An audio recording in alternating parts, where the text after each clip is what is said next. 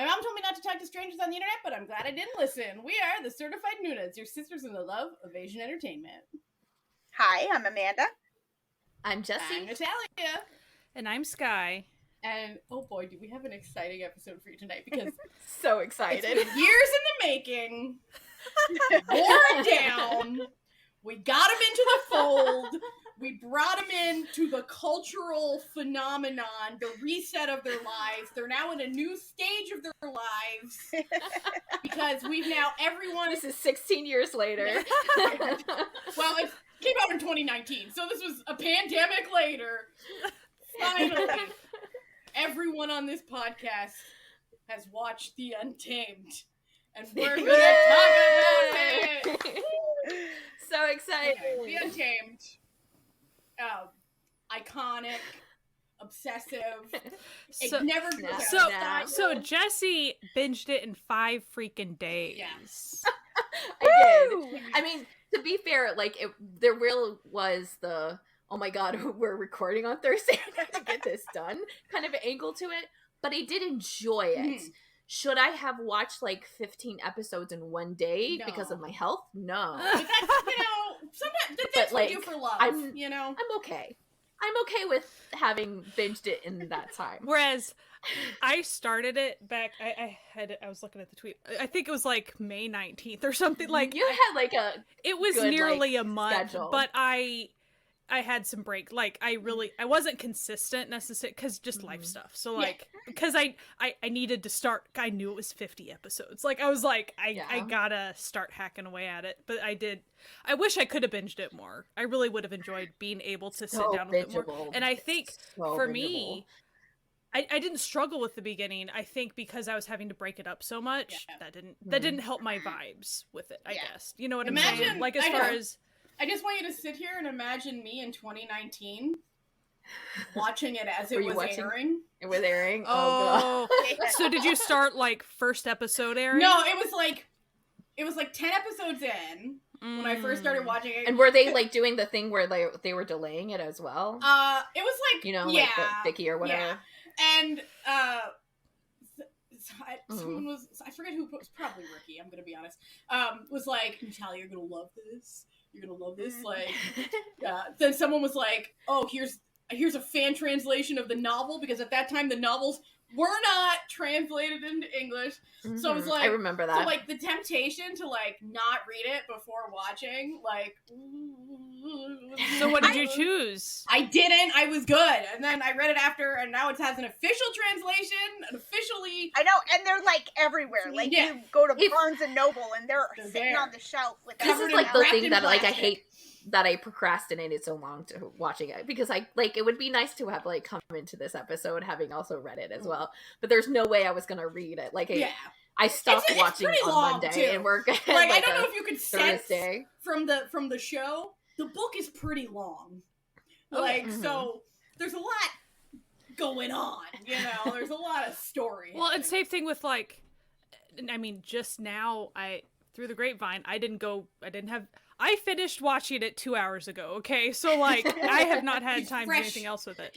You haven't gone to the YouTube edits of the, like, right. the 50 episodes. I just had TikToks shoved at me that I had to watch before coming. I was sitting on the edge of my seat. I had saved, like, many hilarious TikToks that I was like, Sky, well, first it was Jessie. Jessie, though she started far after Sky did, finished before Sky did. So then as soon as Jessie was like, I was done, I was like, well, here you go. Here's the TikToks. Yep. And then Sky was literally like 2 hours ago was like, oh, I just finished the last episode. And I was like, send. And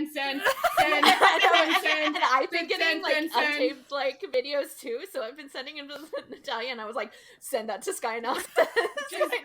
And let me tell you, like, you would think, like, the show came out in 2019. There's been a whole last pandemic between when it came out. No. The fervor for the Untamed would videos are like this year. Yeah, no, it's not even like old. There's the love. The fanfic. AO3 continues. It is constant.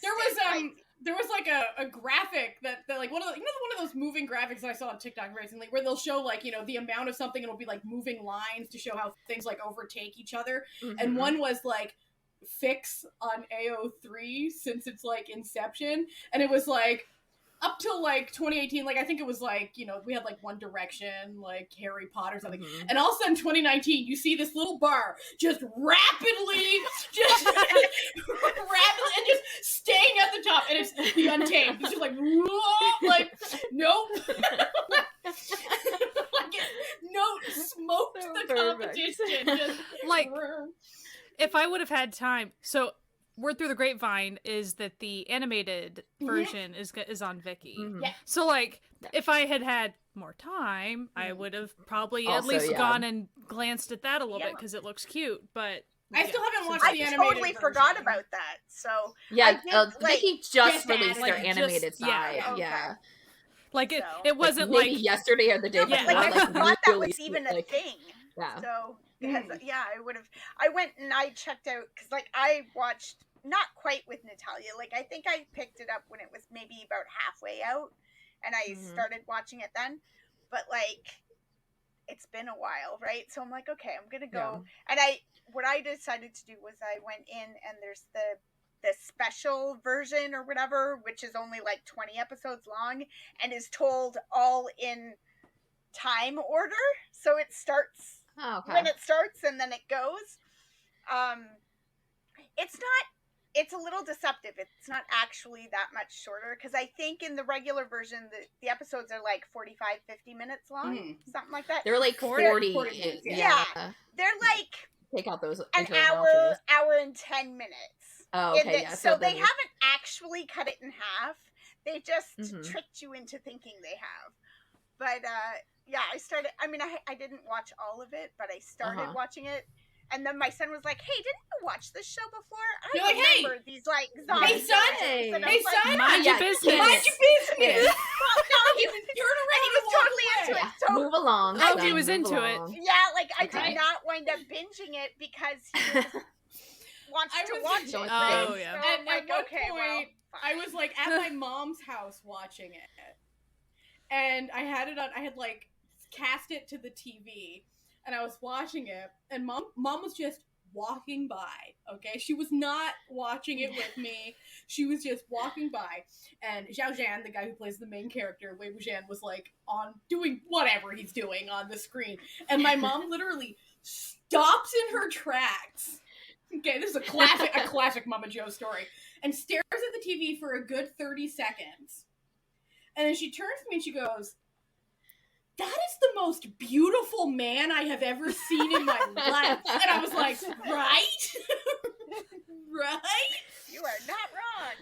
So funny. Whoever was in charge, costuming's gorgeous, but the wigs in particular, like such good Yeah, those hair. wigs The are so Peruvier good. was going off. Okay, you know what I like most about it? A lot of times when you're watching these, like they'll have like really like you can tell it's a wig because one, they're not using lace fronts because what are you doing? And the second thing is they won't like feather the bottom of the hair to make it look like natural hair, but not on this one. Oh no, that looked like that was part of their head. The whole like from beginning to end. Even if someone had like a widow's peak or something, like they'd make it look super nice. Perfect. Like they did not like mess around. they put flyaways. They were like, no, we're doing the most here. Okay, That's where they spent all their Did money. did he just have a fight? It doesn't matter. His hair is glorious. Point. I always love looking at the hair because like they'll have scenes like in just sort of in all these historicals where it's like they're going to bed with the full headpiece on, and I'm like, yeah, all right.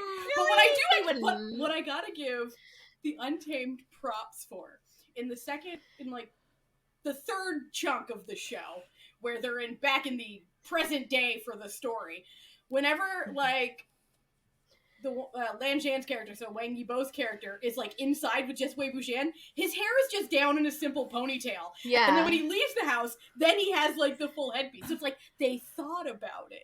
They were like, yeah, it is kind of stupid that you wouldn't when you're at home, you wouldn't have a fucking hair pieces in. Like, Yeah, it doesn't matter like what ranking you are, you still wouldn't do yeah, it. like that would get uncomfortable. I also noticed, I want to give props to whoever was running whatever wind machines for the hair at all times. Killed it. For the hair, or sometimes it was, like, definitely near the end, there was a lot of dramatic scenes, and there were a lot of lanterns around, and so, like... The fluttering, all of the wind made it more supernatural feeling with whatever they were doing. And it wasn't just, oh, there's a spirit, therefore stuff moves around. But it was like, to build up stuff, it was like the wind It's thing also was a when big they're deal. glancing out at each other longingly. There's like the wind blowing the hair. But you know what? There's actually a really funny behind the scenes where they're having like a really emotional stare at each other's eyes. And then like the person filming the behind the scenes pans the camera down, and both of them, like, you know, Xiao Zhan and Wang Yibo, have like their big like skirts like tucked into the belt with their bare legs out, with a fan just running on their bare legs because it was so hot. And I was like, this is the behind the scenes you want to see for these, you know. Were the behind the scenes pretty funny otherwise too? Like, did it show a lot of shenanigans or anything? It was like, they really like cute. literally are just like hitting each other the entire like they're time. constantly like play fighting. And what's really sort of funny is that when you see the behind the scenes, you really notice that the actual actors' personalities are reversed from the characters that they're playing. So it's, you know, quite amusing. That's funny. But yeah, the behind the scenes is actually really good, and there's a ton of it too. So like you get like behind the scenes that are a little bit more like technical, so you can see them like how they fight how they scenes, choreograph or like things. where the like set ends for the blue screen to like come up or whatever, and that sort of thing. And then it's just like them just literally just like making fun of each other. Or did you send her the one about Avril Lavigne? Oh, I forgot. I totally I have to. The TikTok. I was watching this TikTok with my husband, and he was laughing his ass off, where they're just suddenly singing an Avril Lavigne song, like Wang Yibo and Xiao Zhan. And then all of a sudden, they're just like in one of the restaurants or something. Xiao Zhan just turns to Wang Yibo and he's like, you know, I bought her album, her first album when it came out. She's just so talented. And then they're just singing like every single song. And it cuts to like, you can clearly tell time has passed and they're in like a new location. He's still singing Avril Lavigne. I was like, and my husband was like, what the hell is this? And I'm like, listen, she's an international queen. So which actor was the one talking the most about Avril Lavigne? Xiao Zhan, the one who played Wei Wuxian. He apparently huge. But it's so funny because they all like, they're like, okay, we know English, we know Chinese, and then we have also got the Korean. And so like that's all they do the entire time. Like sometimes they'll like be like messing with each other, and then you just speak in Korean just randomly. Because both of them, to yell at for them. anyone who's unaware, they were both in Korean K-pop groups before becoming famous actors in China. But anyway, okay. if we do this, but you know what? I feel like this is like one of these unique episodes where I feel like if you haven't watched The Untamed, you're not clicking this episode. Like, I don't. You can't. There's no way we can even like summarize it. Really, it's 50 episodes long. You know what? There is a way we can summarize it. Did you? Oh man, come on. And Sky, did you watch it? Yeah, I could even probably perform it for you because it's not like it's a hard script. No, there's this infamous. I don't even know where it came from. I don't know because I think it predates TikTok. Yeah, I think the audio is just. But it's an audio that's TikTok. describing the plot of The Untamed, and it's called Jinling's Uncles. And it's like, this is Jinling. This is Jinling's uncle who died to bring back Jinling's uncle. Who together with Jinling's future uncle is investigating the mutilated body of Jinling's uncle. So is the entire cast. Who was murdered by Jinling's uncle. So Jinling's uncle, together with Jinling's future uncle, travel with Jinling's uncle to go to take down Jinling's uncle, who's then stabbed by Jinling's uncle. And guess who this was all planned by? Jinling's uncle. It's so good. It's really great. But for anyone who just, for some reason, was like, yeah, today's the day I want to learn about The Untamed. I'm sorry. I've never heard of The Untamed before, and I would really like to learn about it. Here is the briefest synopsis I can give you for the Untamed, okay? Okay, yeah, what's this gonna be? This is going to be my opus, alright? Just stay with it. All right. What is Natalia's version of an Okay. Untamed summary? We open upon a war scene where everyone's trash talking one Wei Wuxian, who then decides to seppuku himself off a cliff, where his lover, we assume by the emotions in their face, is like, no, don't do it. By But the then, eyes. then this angry dude comes up and is like, fuck you, Wei Wuxian, and then he dies. But then, he's back. But 15 years has passed. And he's now another dude. Oh, like 16. Yeah, like 16 or 17. 16 years has passed. And he's now waking up in the body of a dude who looks a lot like him. Because it's played by the same actor. Just go with it. And everyone's real mean to him. And all of a sudden, he's like, oh shit, I gotta kill this dude's family because they suck. But he doesn't actually kill them. A ghost does it. And then he's like, well, that was easy. So then he takes off and then reunites through a shenanigans involving a moving demonic statue with his lover from the previous time. And then we go back in time. And then we find out all that led up to him killing himself on that cliff, involving his childhood with his brother and his adorable sister and all of their friends, and a war that they fight that he then basically wins. Lots of clans. He wins single-handedly, wins this war after learning to control ghosts. Learning how to be an emo sad boy for a little bit. Emo sad boy revenge ghost. But then everyone's like real upset that after he won the war, they realized, oh shit, he's like really powerful and really cares about these non-combatant prisoner of wars that we're murdering because we're just as bad as the people we just defeated in the war. So we gotta get rid of this dude.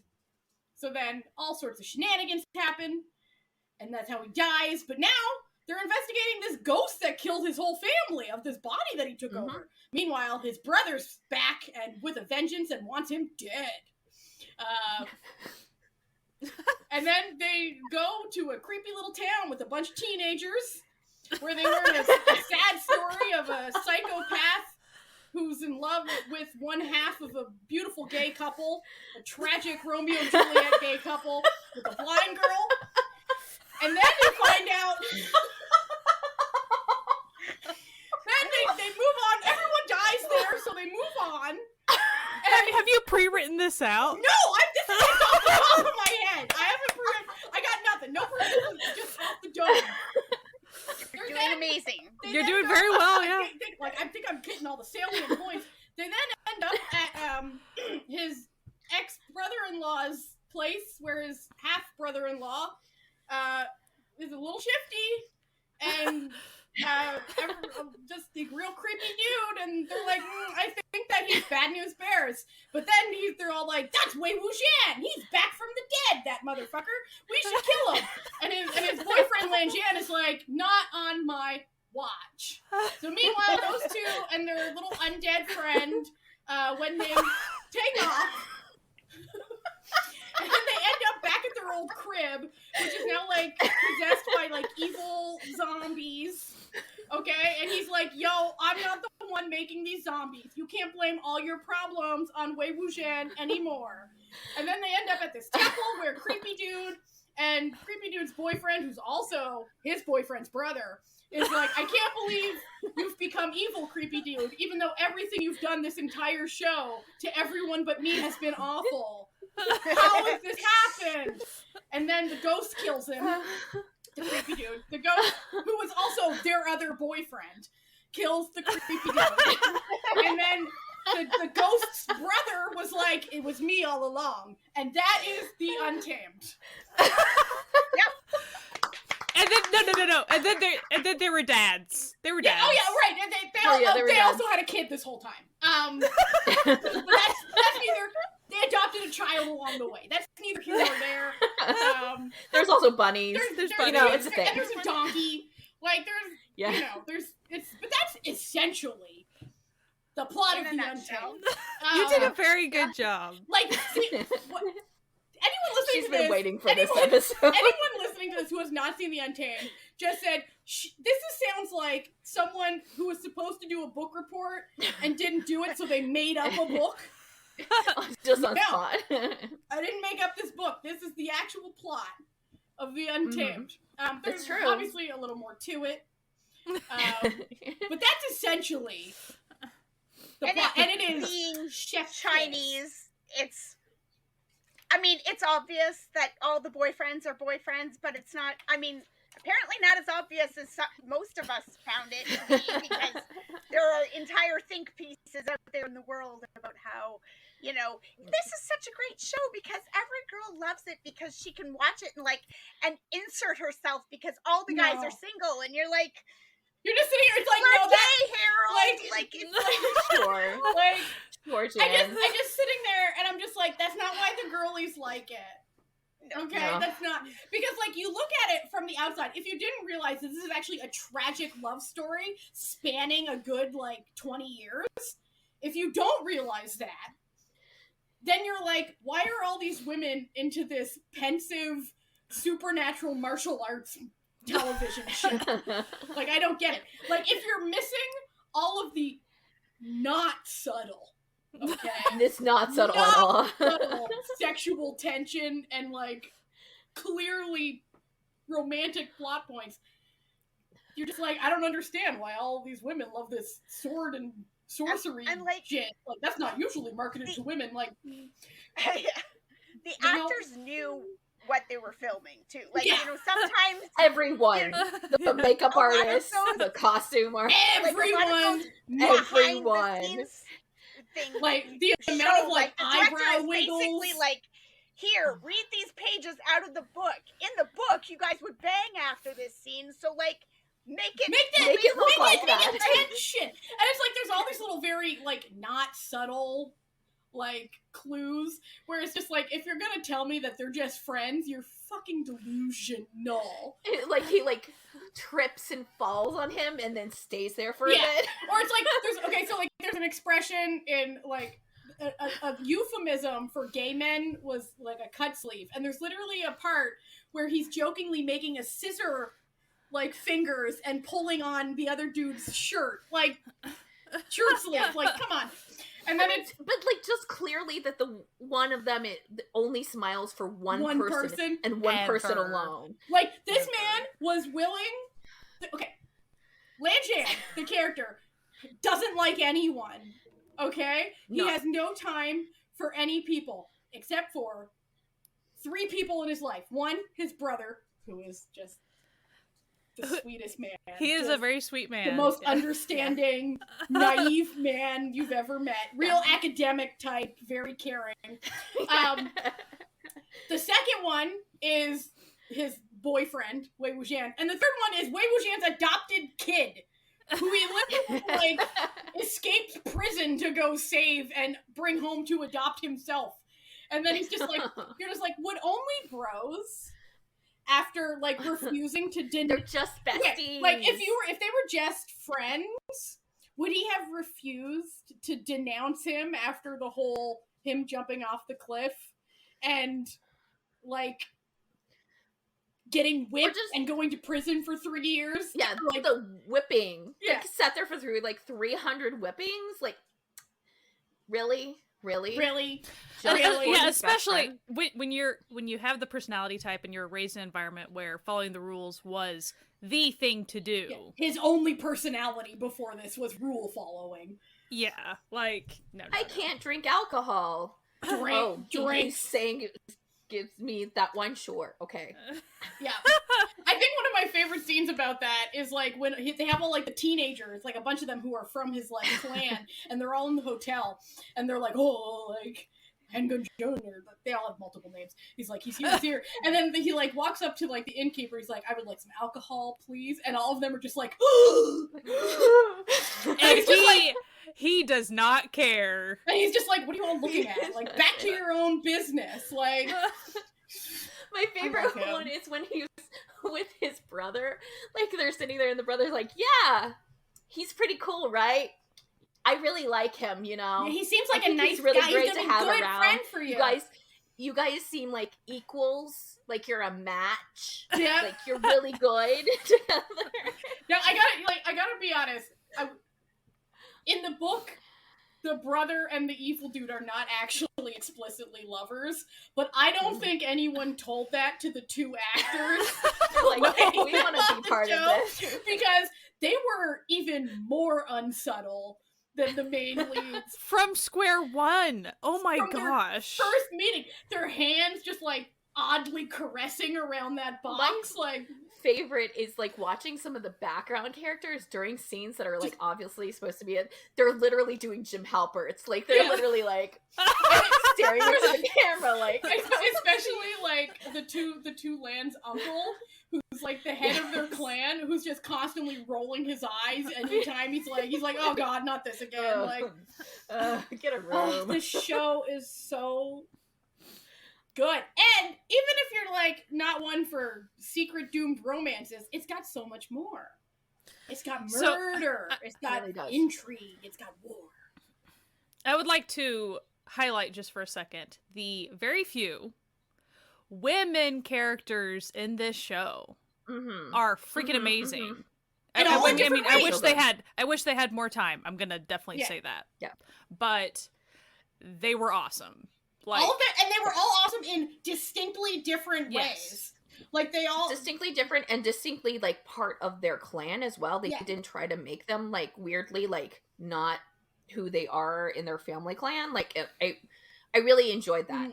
I will say that is part of the reason why I like the first half. Like I'm a weirdo. I like the first half more than the second half of the show, like the before times and after, because they're mostly dead. Of the like, like all the women are gone. Except for then it really does go because of that. Because these really interesting characters, we get like some females, but they're not like interesting, and they're like also not like characters you have. Yeah, they're just like for a while. Like you haven't had their like a full like story background because of them.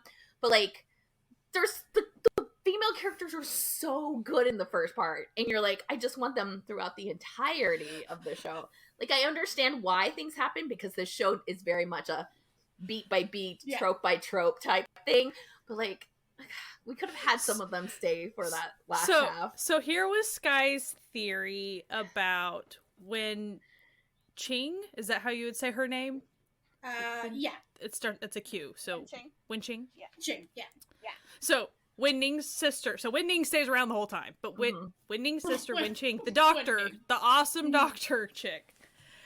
I had a theory until the very end. I was hanging on because I wanted it. I figured it wasn't true. I honestly figured it wasn't true, but because they never explicitly said, "Oh, she kicked the bucket," like they really never said that. I was like, and so many people were coming back to like, not only was I holding out hope that like she was just gonna like pop up at some point. Oh no! In my version of the Untamed, we're now getting the mastermind.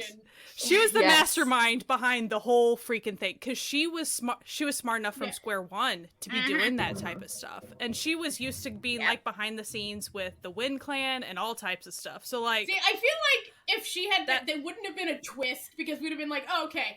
But whoever who was the mastermind, you're like, oh shit, he does. Yeah. I still would have preferred it to be Wenqing though, because it would have been awesome. Yeah. In fact, if they could have been co-masterminds of it. I don't like, or he could take most of the credit and he'd be like, but I was inspired by, and then she could show up with like maybe a lost eye and a really cool eye patch. Like, like, yes, her. I wanted her to pop up again so bad. I figured the sister wasn't going to pop up. We saw her, we saw her leave this motor oil. Yeah.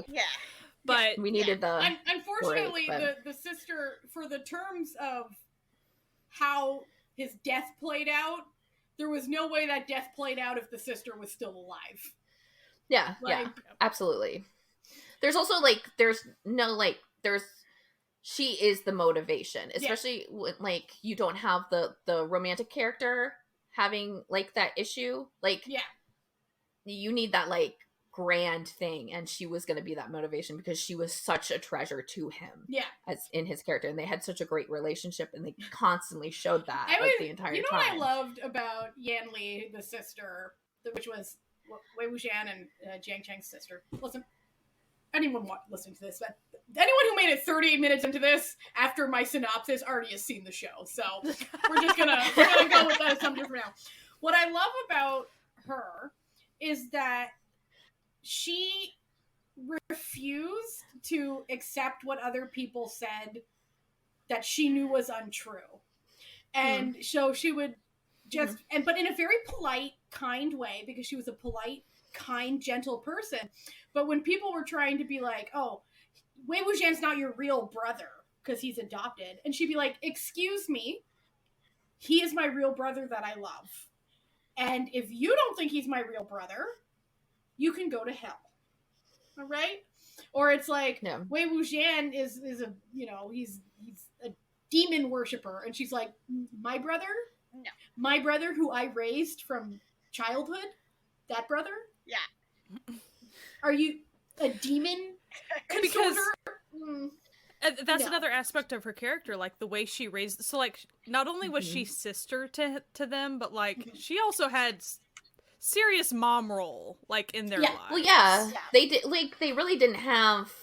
I mean, the dad was cycling through the mothers, so they all had different mothers, and then also, he didn't have a mother because he got, just adopted, and so they never really had that like unit until it was her. Yeah, and she was always like older than them too. Yeah. Like you don't really see it when they're like at the same age, like because the actors are pretty much the same age at the full grown, but like you see it in the past when you like it's her, with the other guys. There's a clear difference in age, so there's quite a bit of a gap. And also, though she looks gorgeous and very young. Like, oh yeah, but I'm just saying, like you can like clearly see when they're like little kids, and also like great kid actors. Oh my gosh, and her and Jan Chang's mother didn't even like them, let alone this adopted kid. So like she wasn't involved in their raising. Let's be honest. She didn't seem like she wanted to be a part of the Jang sect at all. She just wanted to hang out with her two hot lady bodyguards and be like I mean awesome. we could probably have a whole side episode discussing probably like there's something going on there, but just saying. So and a lot of people when they get into this show, if they're like unfamiliar with sort of like Danmei or like fantasy, historical Chinese style fantasy, it seems like there's a billion characters, but know that there's only like 10 important ones that you have to remember through the whole thing. So like and early on at least they're color coded, so it's helpful. The clans are color coded. They dress differently too. Some like have different accessories, so it doesn't. They have like stylized weapons and like coordinating homes that match their outfits. Like they make it visually easy. After I'd watched everything, I actually went back to watch the first 2 episodes to see like the before it goes back into the time jump, and everybody they highlight like is people you're going to have to know anyways. Like they don't like give you highlights of people that you don't need to know. Like you'll find out the like in the last third of the show who those people are. So like it flows really nicely. It's actually like really fun watching it. I kind of want to rewatch it again to see everything after knowing everything. One of us. One of us. It was really fun. It's 50 episodes, so I don't know about like when that's gonna happen. But I don't remember if they did it in the original version, but watching the special edition, every time a new character popped in, there's like their name is next to them, and then they would like say, right, which is also helpful. I mean, it's still a lot of information to when you don't know who all these clans are. It's like the adjunct to this clan, and you're like, who? I don't. But it's still at least. And there. for most of like, the show, the only person who doesn't dress like a member of any clan is Wei Wuxian himself, the main character. So it's like because he's sort of never truly part of any clan, really. Like he is, but he isn't. And then he has his own for but a brief moment. He has such a nice life for just a little moment. The show, God, I love the Untamed. So can we talk about the Wind Clan? Or like what the remains of the Wind Clan rather? Not not Sure. like the big one clan. So but the big bad in the show has like kind of 4 chunks that happen to it. The first chunk is like the beginning before you go back in time. Then the second chunk is when they're back in time. That's the story of how Wei Wuxian became hated by everyone in the world except for Lan Zhan.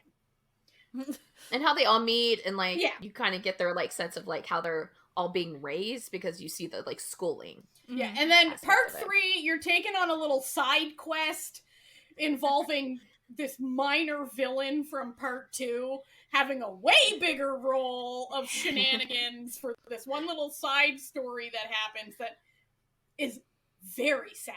Like, I'm gonna be honest. Like, it's a very sad story. So sad. And just tangentially connects to everything else. Where it's just like, oh, and by the way, he also had the guy's body. But that's neither here nor there. And then you have the fourth half, which is like, you find out the true villain of everything that happened. The major reveals. But in the second half, there's also distinct subparts in the second part that takes place in the past, in terms of the storyline, where you have the Wen clan. They're basically like the Fire Nation of this story. They're right? the clan that like took me on my take on the Untamed that I have, because I think the Untamed is a retelling of Buffy the Vampire Slayer, and they're a vampire clan. And it started with them, because as soon as they showed that clan, I was like, oh, it's the Master. I passed almost every character of Buffy in the roles in this show. So the Wen clan was basically, but see, here's the thing that I think the show and the story does very well when it's talking about things like war and, enemies and stuff, is that when 2 countries are at war, the population of those countries aren't at war. The government of those countries are at war. So essentially, when this war is happening, it's these cultivation. Cultivation is just a term for the magic users, the fighter users. The cultivation families are the ones at war with each other. But a country doesn't just run on its nobility and its military. You also have farmers, you have doctors, you have kids, you have old people, you have shopkeepers. And after this war ends, and this is what I think the Untamed does so well, is that all of these other clans who are supposed to be the good guys, right? They quote themselves, unquote. Yeah, quote unquote good guys. They treat all of these non-combatant citizens who just happen to live in the country, just happen to live in the Wen clan's lands. They are now enemies of all the other clans. So they put them in essentially concentration camps, which is what directly leads to Wei Wuxian becoming an enemy of everyone else. Because he's the only one who openly, the Lan clan's not super cool with it either, but they can't really do anything. But Wei Wuxian stands up and he goes, yo, why that do sucks, you have... man. Like, this like is, for like, example, messed up. like so his best friends, besides his brother and Lan Zhan, were Wen Qing and Wen Ning, who were a brother and sister. Wen Qing, doctor. So she was not killing people during this war. She was a doctor who not only fed state secrets to them, but also saved his brother's life, saved other people's lives, and it didn't matter what side of the war they were on. She was a doctor. Her brother, Wen Ning, is essentially this world's version of a disabled person. Yeah. Like, because he was possessed as a child, so there's something a little wrong with him. And he stutters. And he stutters, and he's nervous, and he's quiet, and he's weak, but he's easy to possess. So ghosts can possess him easily because of what happened to him as a kid. So he's essentially this world's version of a chronically ill, disabled person. And the clan, and then all of these good guys are like, these are our enemies, and they deserve to be put to death. And Wei Wuxian stands up and is like, what the fuck are you talking about? Like, he's like, listen, now, I know that you're not my biggest fan because you think I'm kind of rude. Because, like, Because maybe I am. I don't care. Maybe I am, because I actually treat people based on how much respect they give others, not what their status in life is, which is like his big thing, right?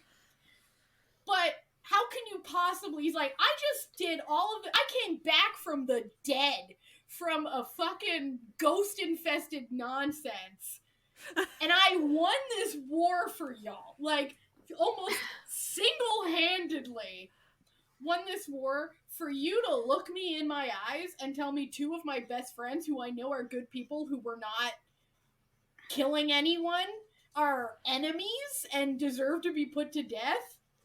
Are you high? Which, like, and then at this point, his family, like his adoptive family, the parents have been murdered by the Wen clan. Like, you know, the Wen clan's evil, like, the son. He's a fucking loser. Yeah. Don't worry about him. Such a loser. We don't need to talk about it. And, like, so his brother is trying to rebuild his ruined family from literally the ashes, and is seeing Wei Wuxian just stand up to all the people that he needs to make allies with, and being like, y'all are fucking whack as hell. Like, I'm like, fucking peace out. And then everyone's like, how dare you talk to us this way? And then, you know, poor Mian, the only other person who is like, y'all are tripping. I'm with Wei Wuxian. I'm fucking out of here. I abdicate from the Jin clan. Well, and what's interesting about her piecing out, like, she was inspired by what Wei Wuxian was saying, but it's not like she went and trotted after him and like was a part of his group or anything. She was like, he's right. Bye, and like went on her own way. Like, she went and did her own thing. And so the real schism of why Wei Wuxian becomes an enemy isn't because he did anything bad. It's because he went and liberated a bunch of concentration camp prisoners.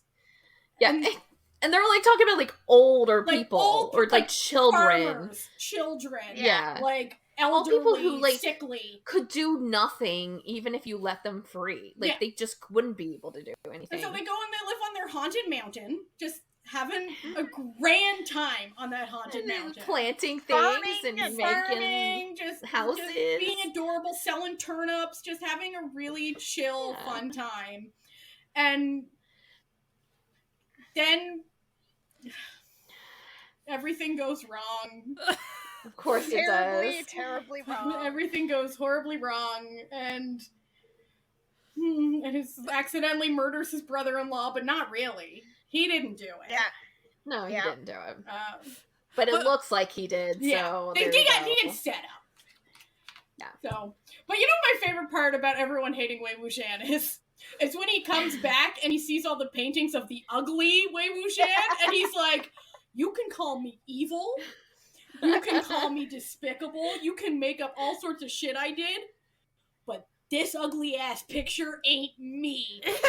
Like, unacceptable. Well, and what was funny about that scene was like there were kind of all these shenanigans happening, and then at the very end, he had helped the vendor that was selling these awful renditions of himself. And the vendor, for my thanks, here's all the pictures. He's like, I don't freaking want them. He's like, I don't want garbage. They're bad. I don't want this falsehoods of fan fiction. Like, get out of here. Like, this is, I don't know. Like, I don't know who this man is, but he ain't the kneeling patriarch. Like, that's for sure. He ain't me. I also really love, like, the expression, like, how they call him, like, the Yeeling Patriarch, as though he had any power in that little town he was living in. Because, he did not. He was essentially the weird inventor that everyone just shakes their head at. And is just like, oh, Wei Wuxian blew himself up in the cave again. Like, oh well, back to the turnip hoeing. Yeah. Send him back to town with some turnips, make him make some money. Like, they really I mean, they respected him and stuff, but as far as, like, they didn't treat him as a god or anything. No, like, everyone was clearly not scared of him at all, because one thing that never changes about Wei Wuxian's character, no matter what happens to him, is that he is a genuinely nice dude. Like, he's just a genuinely nice dude. Like, he goofs around, and he's a bit of a prankster, and, like, he's always, you know, just sort of pushing people's buttons, but not in a way that's mean-spirited. So, like, yeah, he's, you know, curing a bunch of teenagers from poison. He could have just fed them sticky rice. But instead, he's gonna make it the spiciest sticky rice they've ever had. You know, like, it's just that sort of, like, he's like, oh, there's a hot woman outside. You should all take a look outside at this hot woman.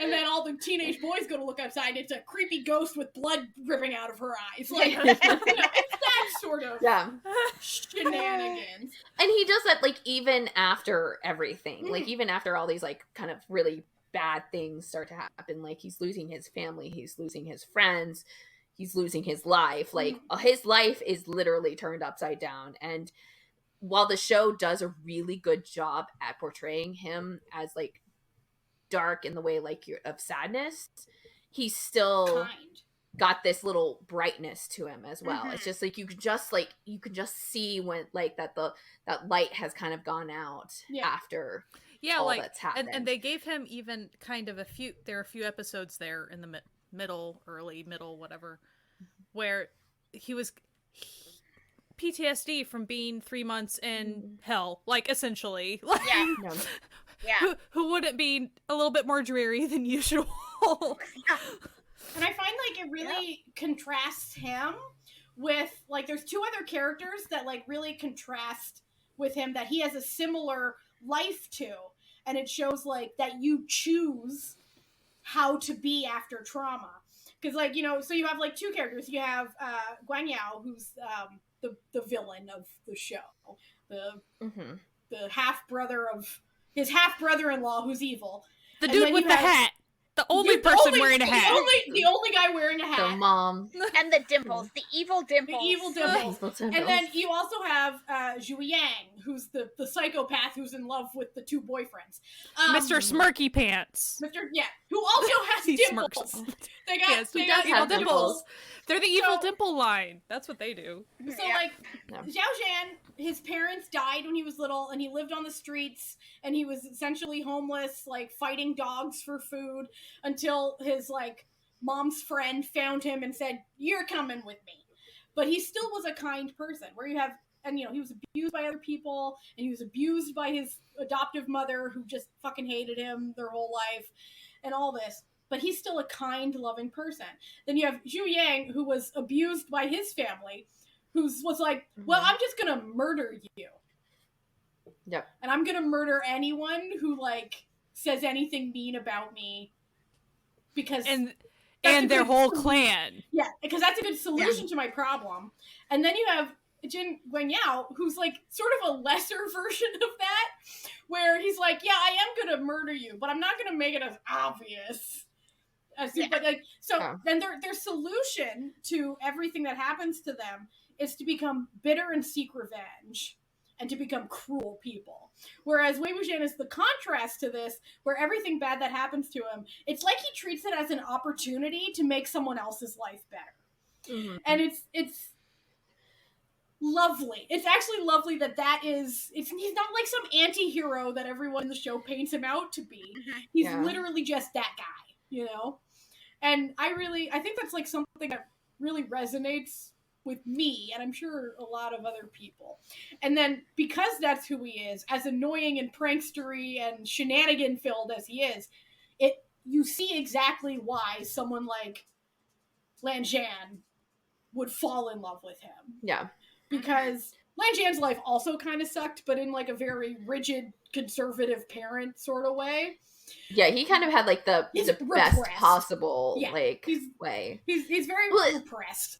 It's also really nice because it is a take on the, like, the sunshine, like, stoic sunshine protector, show with their, you know, their relationship, but they, like, really give them depth in their characters. That they're not just that way because you want to see the difference between the two of them when they're together. They're that way just because they are that way. And it's not. And the show, even if they weren't a couple, they would still be friends. Those people. Yeah. And also, like, the show really, it's not just like, oh, this is who they are. Like, every character's personality, it doesn't just say, oh, this is just how they are. Like, you're shown enough about their lives and their interactions that you realize, like, no, this is a fully fleshed character that you can see the motivations for why they are the way they are. Yeah.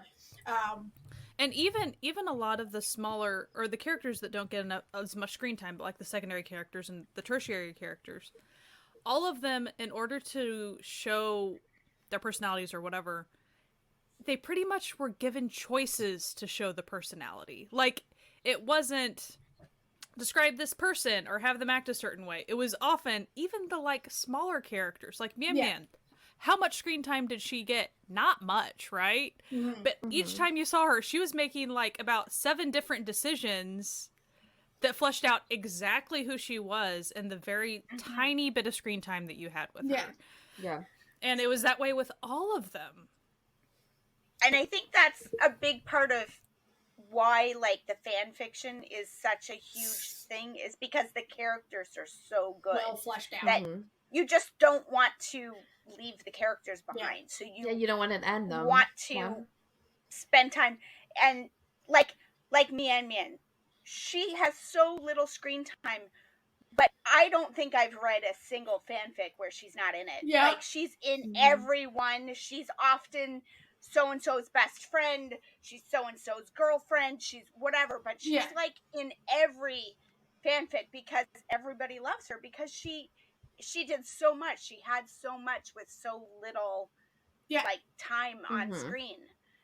And it's cool. And I also think it's, you know, all the fanfics, the, like, you know, they tag the crap out of everything, and, like, the main tag that I see over and over again is everybody lives. Everybody lives. Yeah, don't worry. Don't worry. Nobody wants this is like coffee shop AU, no main character death, don't worry about it.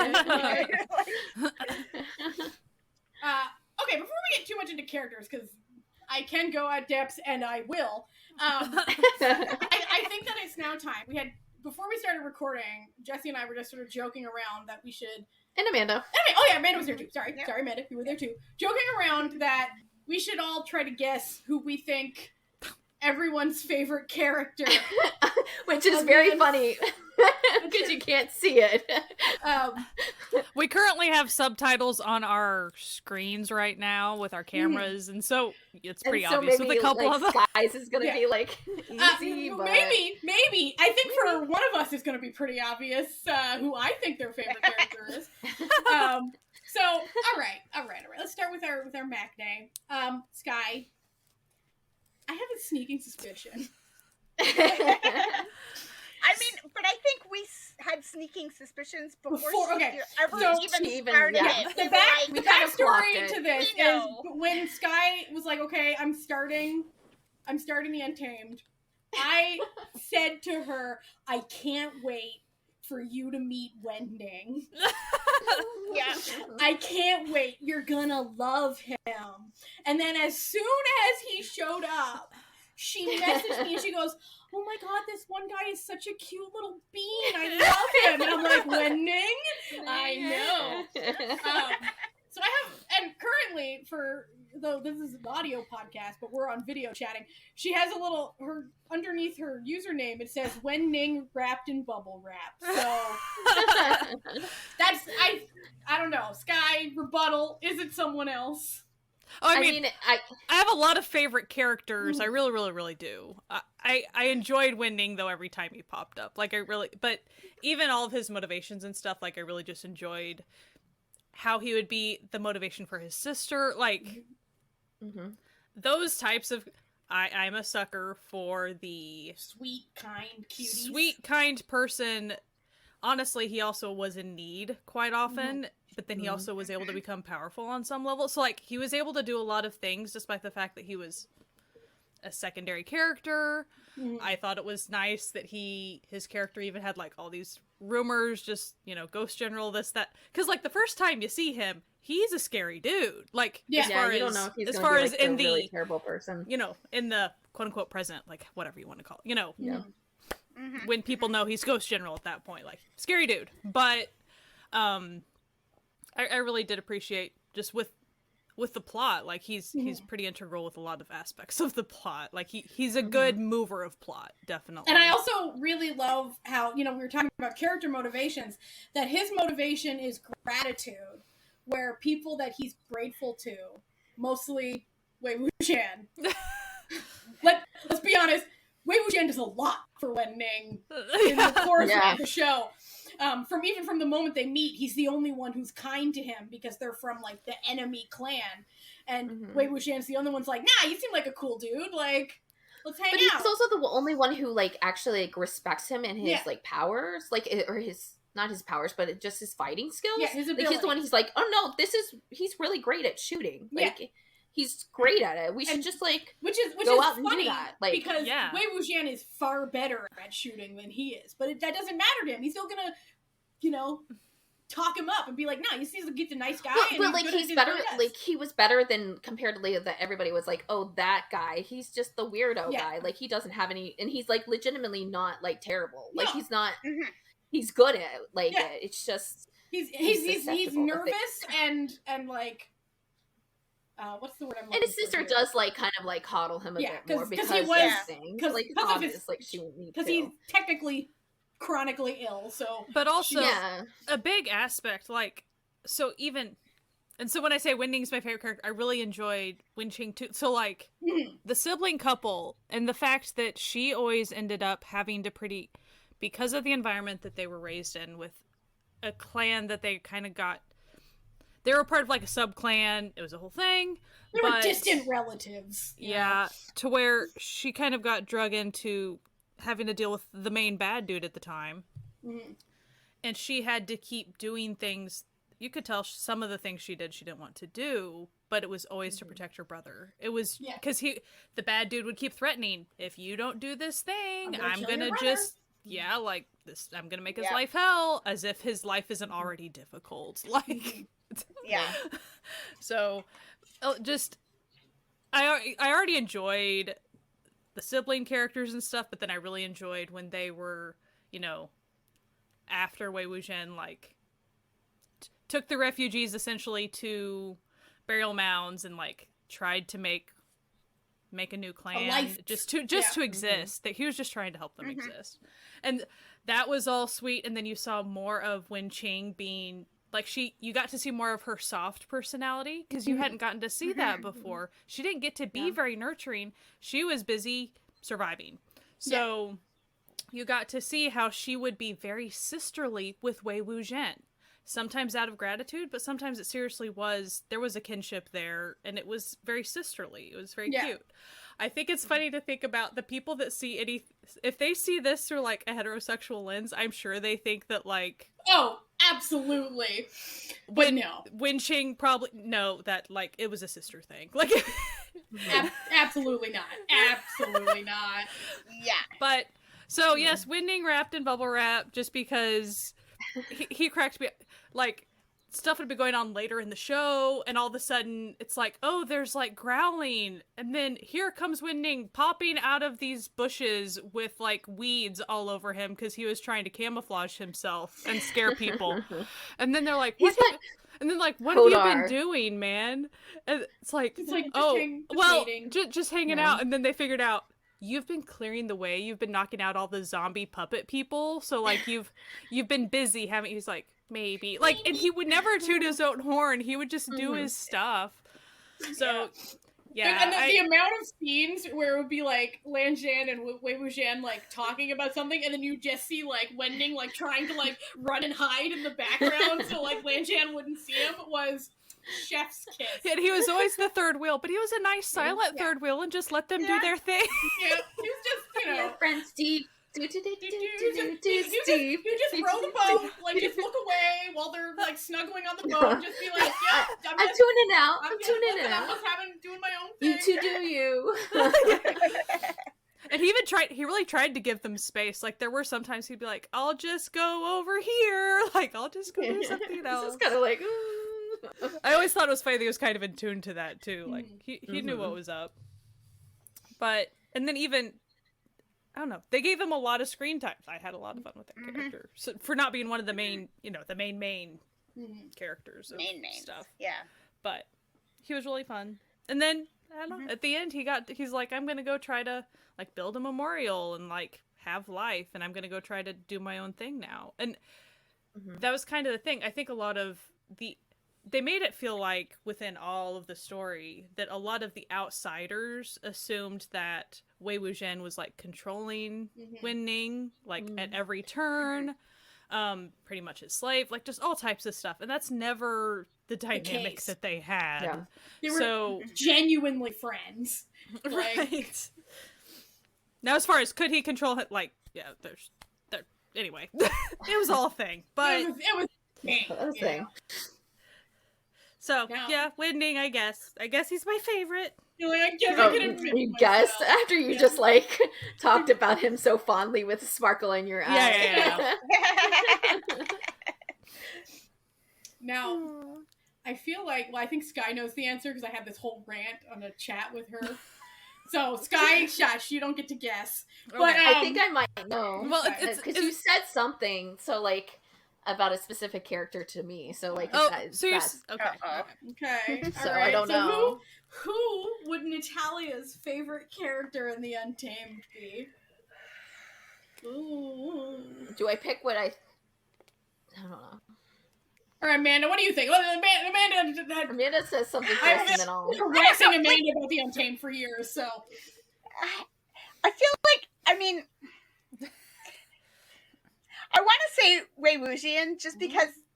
That's too obvious, it feels like it's too obvious. It's too obvious. A little too obvious. A little too, yeah. Okay, I'm going to say Ni Huisang. Okay, that's a good guess.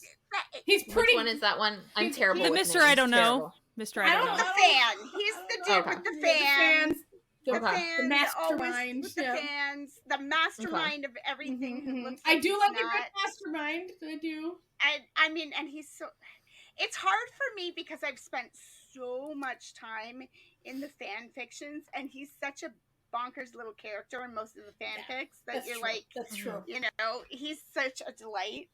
But he's also a delight in the show. So, you know, I don't know. All right, Jessie, do you have... Okay. Okay, we out one. Who I thought when I was watching the show your favorite would be is the third bad guy, the one that's actually I would consider his motivations of his like being terrible is because he's actually like mentally psychotic. Like I think it's more of like Zhu Yang. Yeah, he's fun. He is a fun character. He is such a fun villain. but like that's not who you mentioned. So no, the real answer of who Natalia's favorite character is will surprise some people, but it is Jiang Chang. Fucking love Jiang Chang, and I'm gonna love him. I'm gonna tell you why. Okay, I feel like Jiang Chang gets a lot of fucking like he gets a bad rap because people are like he's so angry and for why? Like he's so angry all the time. He's so mean. He's so angry. Look at this man's life.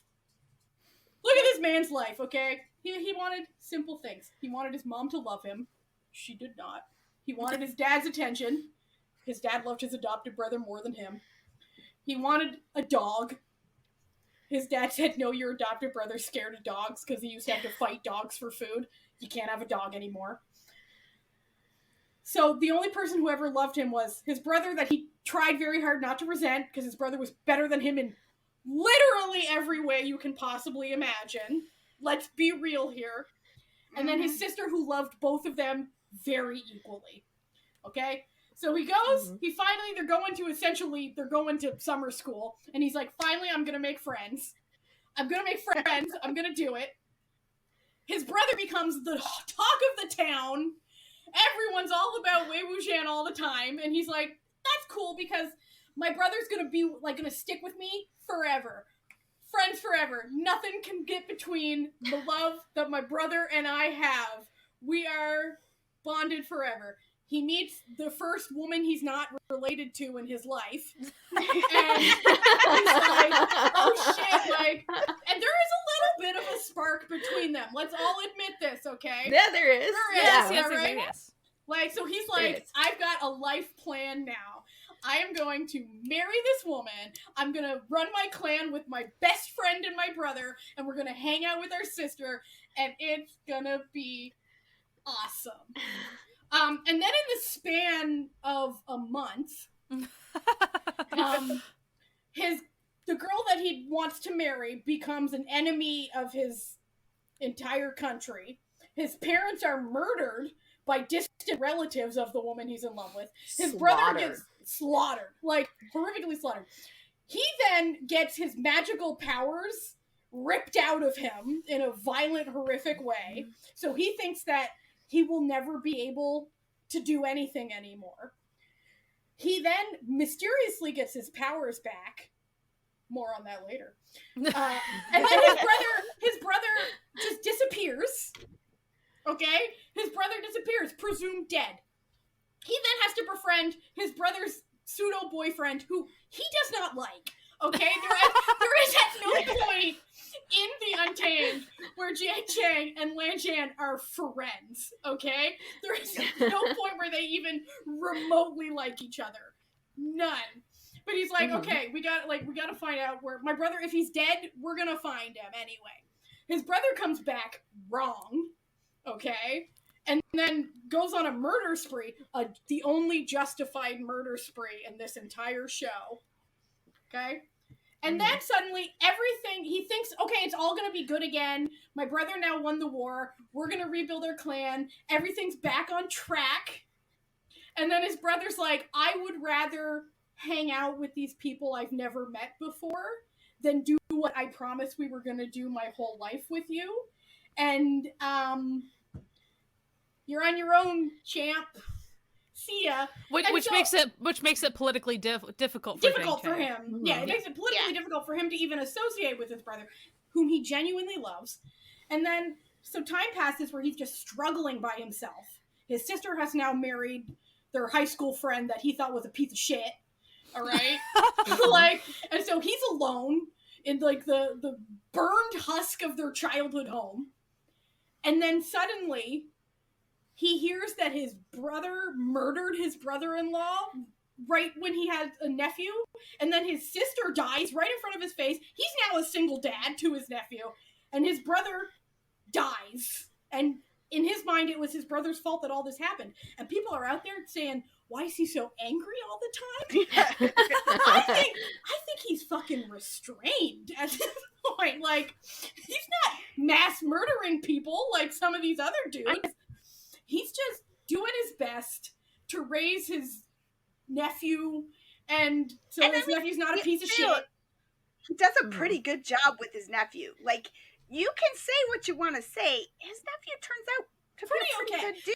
He's a bit of a, like, he's a douchebag in the same way that teenagers are douchebags, but he's just a teenager, right?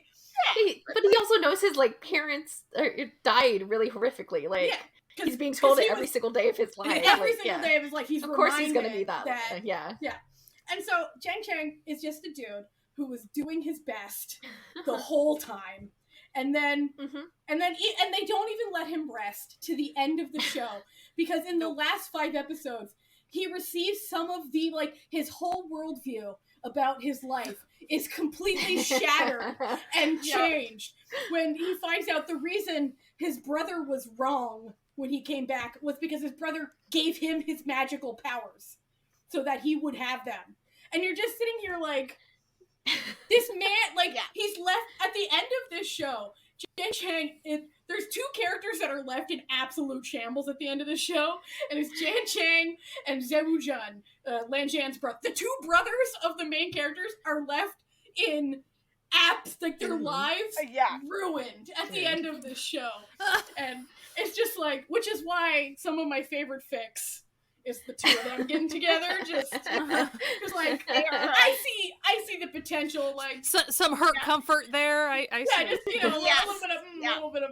I may have like a outline of one written, possibly, just maybe one day. But I just love him. I can go on.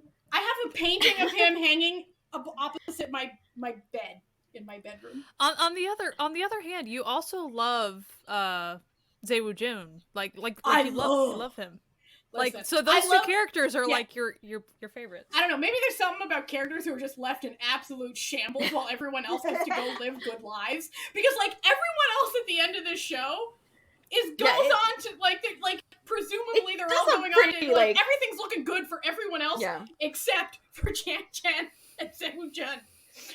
Like, Seo-jun's like, well, turns out my boyfriend murdered my other boyfriend, and then I was tricked into murdering him by my dead boyfriend's brother. Oops. Well, Whoops. I cannot believe it. I spent 20 years defending this guy, and he was everything that everyone said he was. It really feels like that he's gonna just go, like, meditate for the next 10 years. Like, he's gonna have to go do some healing. He's gonna hold up I in his believe house. that is what he does in the book. Like, that is canon. He Yeah. goes into seclusion. He's Yeah. just like, I'm done with them. Like, me and my flute are just gonna... And I love the color coding of the flutes, because Wei Wuxian, who everyone thinks is evil, black flute. Seo-jun, who everyone thinks is, like, the epitome of good, white flute. Classic. His flute's so pretty with all the, like, blue swirlies and stuff on it. So is he. Just putting that out Oh, there. yeah. Like, I mean, the chiseled jawline on that man. Just putting that out there. there are not really any ugly people. No, in this no, drama. there aren't. Like, but like, listen. Sometimes someone just has a very striking He has face, a striking face. and he has a very much striking. Especially face. when you add the long hair to the striking face. Say less. And the beautiful, and he always looks put together no matter what's happening. Like, okay, so anyway, Isn't that a lot of the... No, but I mean, like, he especially, like, nary a piece of material out of place on that man ever. Pressed. Anyway. So who do we guess? Jessie. I'm, like, looking at the list right now. I feel Who like is it? Mm. You're gonna have to describe them because the names.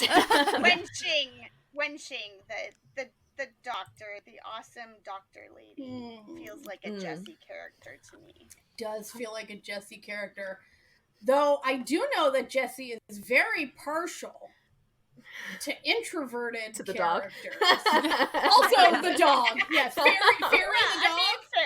Fair. Very partial to introverted characters.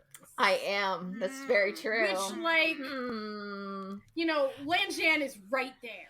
Right? Like, He is right there. Is the most introverted of introverted characters that has ever existed. But Jessie also likes murderers. I'm very, like, all over the place. Yeah. So there's many options. There's many. Yeah, it really is. I would not be surprised if Jessie were to say that Zhu Yang, the psycho killer boy, was her favorite, because he is kind of a delightful evil. Like he's so very he's popular. You know love what him. I love? You know what I love about him? It's like he's so evil and he does absolutely reprehensible things, but he does it all with a smile. You know, He like does. there's never And just give him a piece of candy, he's good. There's never a point where he's like he tries to justify anything he's doing. He's like, I killed him and I liked it. Exactly. I mean, Like with Guan Yao, he's like, there was a reason I did it. Like, Yeah, it's not my fault that I'm evil. Like, And listen, Zhu Yang's like, yeah, no, I'm my father needed to die in this really fucked up way because justifiable homicide. And everyone's like, no, you didn't need to sex him to death, you weirdo. Like, and he's like, well, I had to marry my sister because I had to. And they're like, you definitely didn't have to marry your sister. Like, I don't know. It could, but I feel like Dark Horse. I feel like she would really like Yan Li as well, though. The sister. Ooh. Yeah. All right, Jessie, give it to Yan Li, that's my vote. That's my vote. you're correct. I like the sister. I do like the psychotic killer, though. I will say that, like, that was like one of the like. Oh, that was I like a this, fun like, side quest that like it didn't need like I wasn't in order for the whole expecting it, and it story, just like happened. it didn't need to exist, but it had to exist because they like Chekhov gunned those two characters in like the middle of the show. They're like, oh, here are these other two cultivators who are after this psycho. They're cool. They're about cool. them. I will say what I liked about that side quest story thing though was like I'm not saying that it was like a parallel story to our two lead characters, but it was, hey, here's a gay couple, cultivator couple that like go do things and they're really not a part of a like I could that aspect, like even earlier on in the story when they met them for the first time, it was kind of like, oh, that's like a path in life we could take. Like it felt like that was So that's that. Okay, tell us about Yanli. Tell us why you like Yan. So I like Yanli because I think she's just like, she is the nicest character, even like above Wu Jin, and not in a unauthentic way. She's just, I really think that like a lot of times like you have those characters that are just so nice and so good and so matronly, and they kind of just like are like maybe like one-dimensional, or they don't have the depth, or they kind of like, it almost feels unsincere at a certain point, or it's just they're just talking to talk. And she never, in any of the times she's giving any sort of like you know, like comfort or compassion to everybody, she never seems disgenuine in what she does. And like she's always seems level-headed, and she's smart enough and capable enough to be level-headed and to make her own decisions, even when she has these two brothers who are very much protectors over her, like to like a point where you could say they're like kind of insufferable because of how much they're protecting her and not letting her be a person who is older than them and be her own person, but she's still able to like deal with them, and she doesn't let things get her down, even though she ends up with the wrong person, because clearly her and Wenjing should have been together. But like but like also he keeps on like saying like he doesn't want her, like, and you're like, hello, did you look at her? Like, I'll marry her. Like, right? Like, what are we talking about? Get out of the way, dude. This is who you're like not wanting to marry out of all the people you have? Come on. Like, she's great.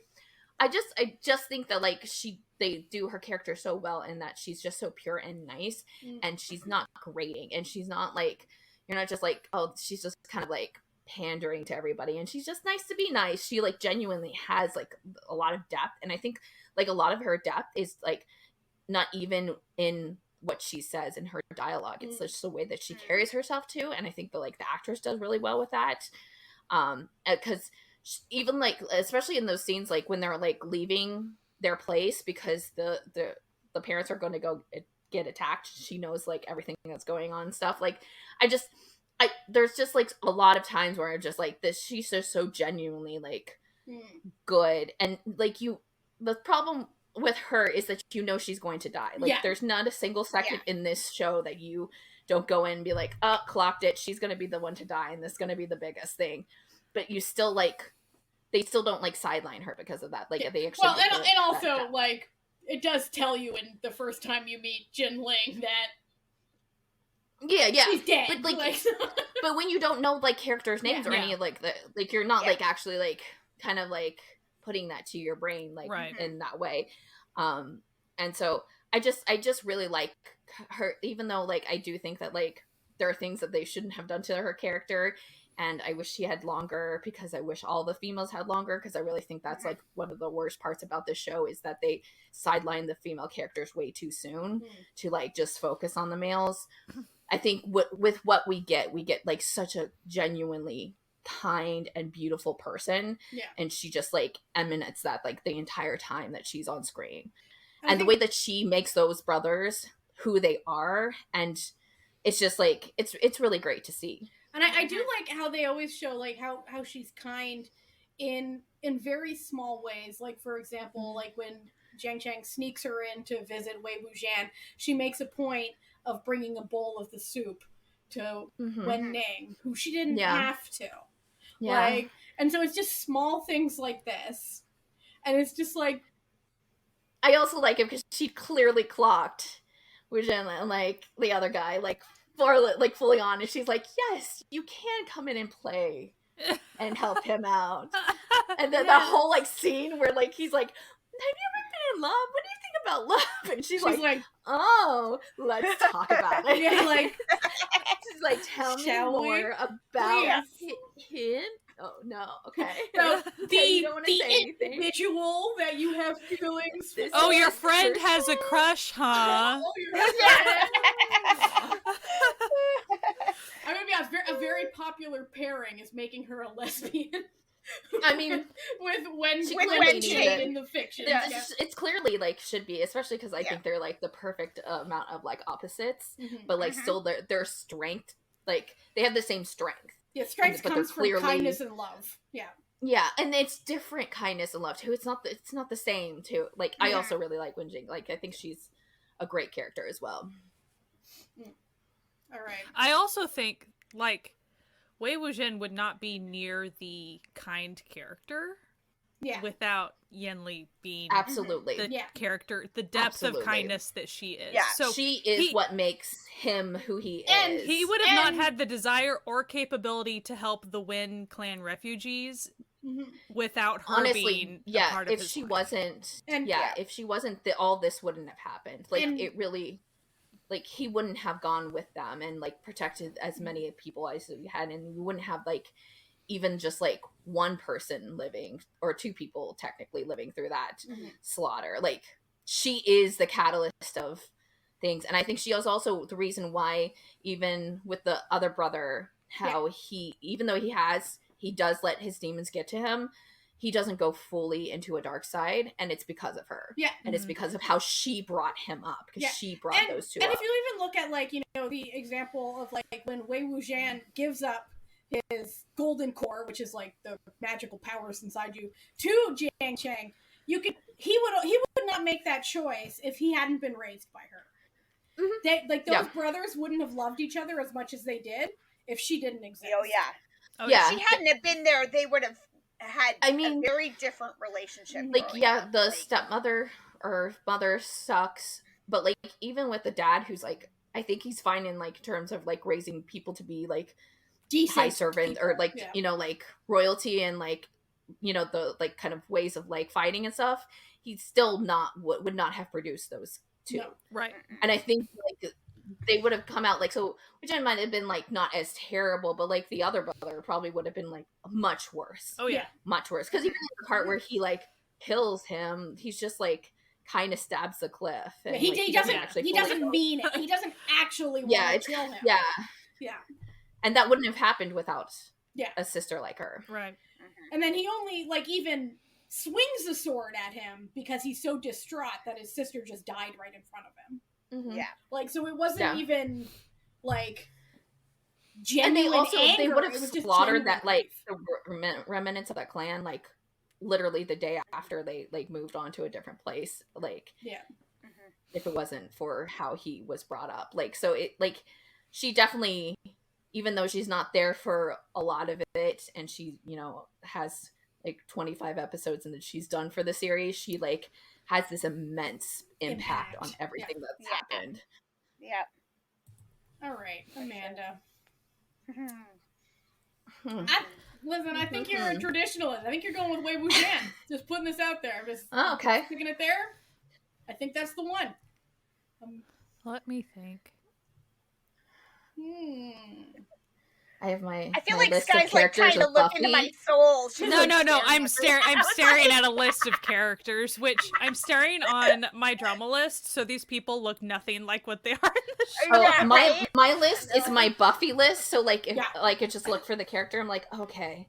I will say, like the actor that plays Jinling, the little nephew, I think he was the most perfectly cast person for looking exactly like a mix of all the people he's related to. Yes, that's very true. He really did.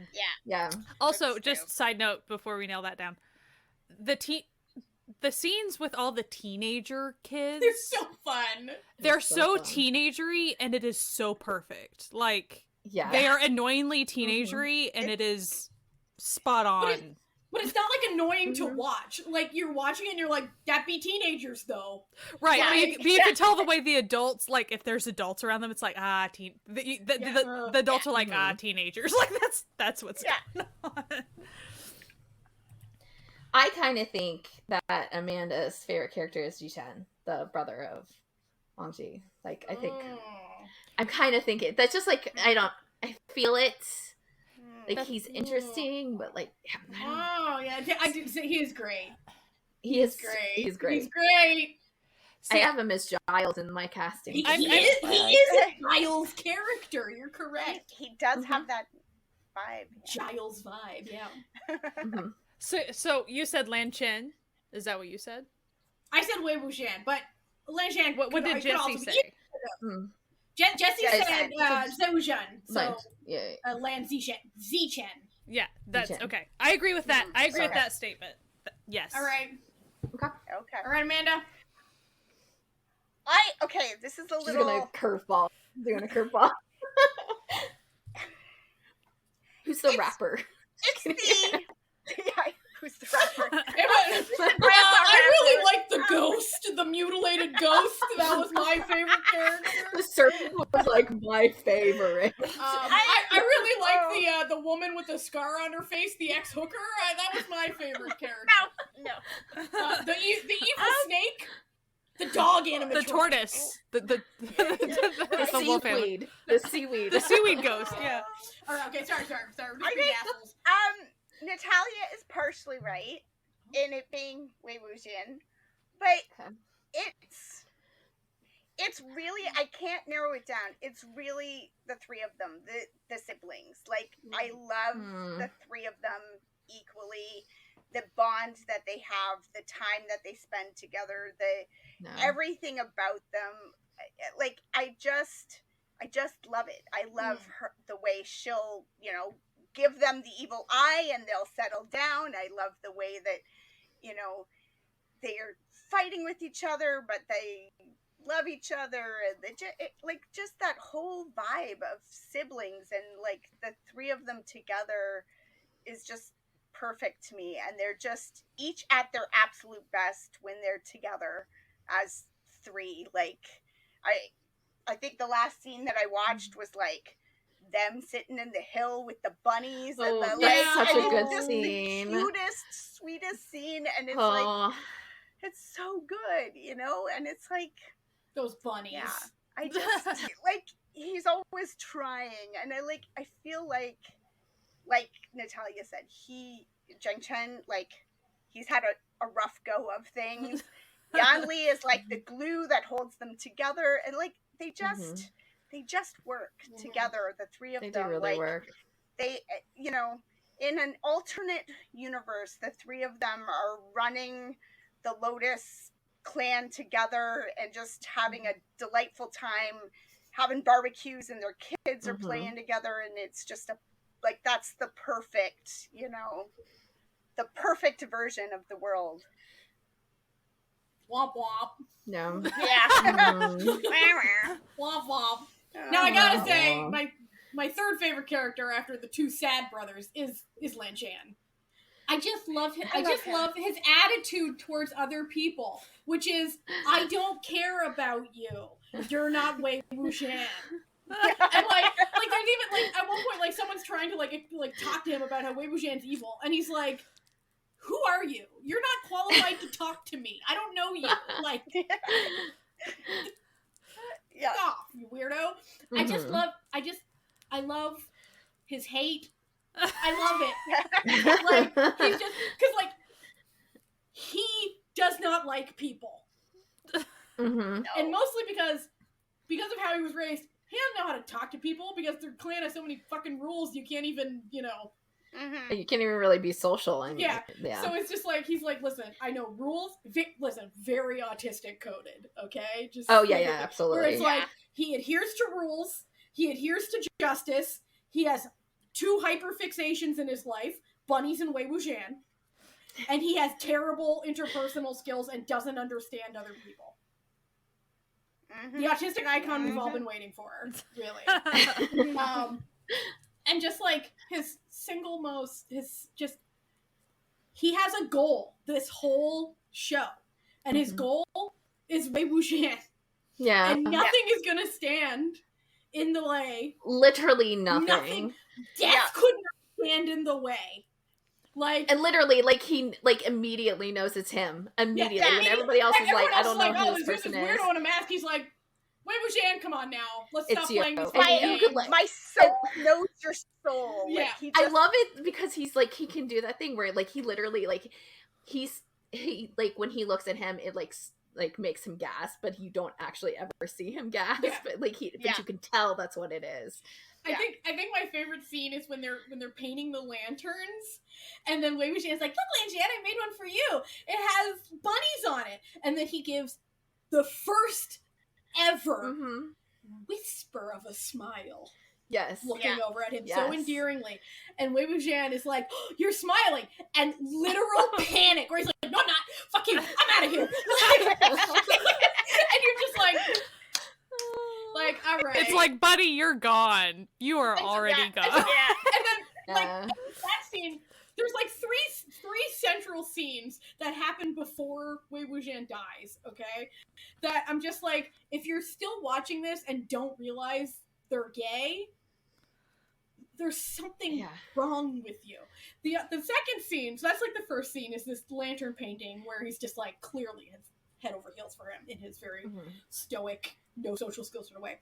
The second scene is after this long thing where it's like, you can't touch people's headbands. You can't touch the Lan Clan headbands because only their family members or significant others can touch their headbands. That's the only people who can touch their headbands. And as soon as they're in remote danger, he's like, let's tie our arms together with this headband.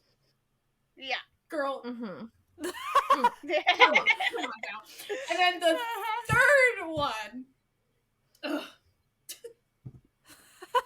It's the fucking cave scene. Oh my god, the cave scene is so good. Where Wei Wuxian is basically just trying to take his like Lan Jian has this terrible leg injury, like his leg is broken, like bone sticking out of the skin, broken, and Wei Wuxian's like, okay, I gotta cheer this guy up. So he's like, oh, so do you have like a crush on anyone? And Lan Jian's just like dead ass staring at him, like, are we doing this? Are we doing this? Like, is it happening right now? And then it's like the most memeable thing from the Untamed.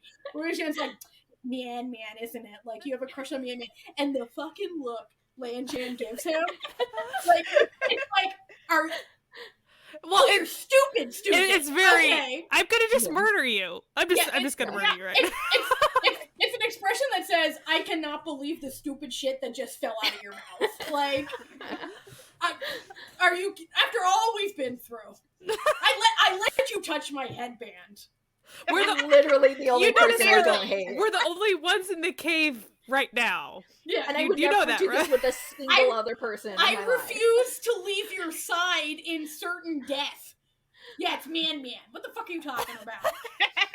And then there's like one other scene where I think everyone else realizes they're gay for each other, and it's way near the end, and it's pretty subtle, but it's pretty funny if you're looking at the expressions of the people. I think I know which one you're talking about. Where they're all stuck in like the cave, and there's all these zombies outside, and Wei Wuxian's like, "Don't worry, I'm gonna save your asses again and make myself bait to like." You know, because I'm the good guy who always does it. And he takes off his like outer cloak, and he is very clearly wearing Lan Jian's underwear, like his underclothes. And then if you look at the expression on Lan Jian's uncle's face of dawning horror as he sees the Lan underwear, the Lan motif underwear on him, like, no! It has to be like, these bitches gay energy to it. Like, if you watch this show and don't end it realizing they're gay, the whole time with the kid, the whole time. Yeah. Well, there's even a scene like it's later on, but as far as if you're really needing Lan Jian to like say something, he does legit at some point say, like, he echoes the quote that Wei Wuxian when he was taking the kid like back to their house at the burial mounds, and he was like kind of singing this song all about the fallen log bridge in the dark or whatever the crap that was. So that's exactly what I can't think of these names. Lan Jian said, like, he just echoed that exact thing, and he was like the way he echoed exactly what was said before, and it was very obvious. Like, that's as explicit as he's going to verbally say, but it was in freaking public. Like, it was it was very much a confession. Like, it was obviously a public, no one else was knowing what was going on, but like, yeah, he said it. Like, also, there's a scene where he gets drunk and steals a pair of roosters. Oh yeah, and gives them to him. For anyone not in the know, giving a pair of chickens, so like a male and female chicken, to a bride's family is like a wedding tradition. So he gave him 2 male chickens that he stole while drunk. He gave 2 roosters to him and said, these are for you. Read into that as you will. Just, you know. But just I loved all of that scene because Wei Wuxian having to like be the babysitter for once of him, like that was just so, because it was just flip flop from usual. It was just really he's a chaotic drunk. Let's just say. Yeah, he's one of those drunks. He's one of those drunks that gets into shit. Walks away. That gets into shit, you know. Well, then he'll like, I think he had to like fight to defend, like something happened and he fought really well. And then after that moment, you could tell like Wei Wuxian was checking to see like, did you, are you not drunk anymore? Because you obviously just fought super well. And it's like, no, he's still super drunk. Like, the fighting was just automatic. Like, the fighting ends, and then he just, like, lies back in bed and is like, I'm asleep here now. I'm a nap here now. Don't worry about it. Oh, God, I love the Untamed, guys. So, for people who haven't watched anything else like the Untamed, like, is there... I know they're similar of the genre, but do you have a recommendation for like a follow-up? So like after the Untamed, what would be your next rec for people? My next rec, if you love the Untamed and you love the very obvious gay vibes, you're gonna want to watch Word of Honor next. Same vibes, even less subtle vibes. Different character dynamics, like they're very different characters. Like for example, it's sort of like the roles are a little reversed. Like the super, shenanigan filled, sneaky fun one is the one who's very obviously, and it's not like he's like, we're gonna be soulmates. Like, I'm like gonna give you like fuck me eyes constantly. Very good show. Equally as tragic if you like the old tragedy of the Untamed. Word of Honor is where I would go after that. It's what TikTok has been trying to push me on. So I really like Word of Honor. I'm actually considering rewatching it. Does Word of Honor has an animated one too, right? Or did I dream that? I'm not sure about that because I'm not like super into the animated ones. Like, I'm gonna be honest.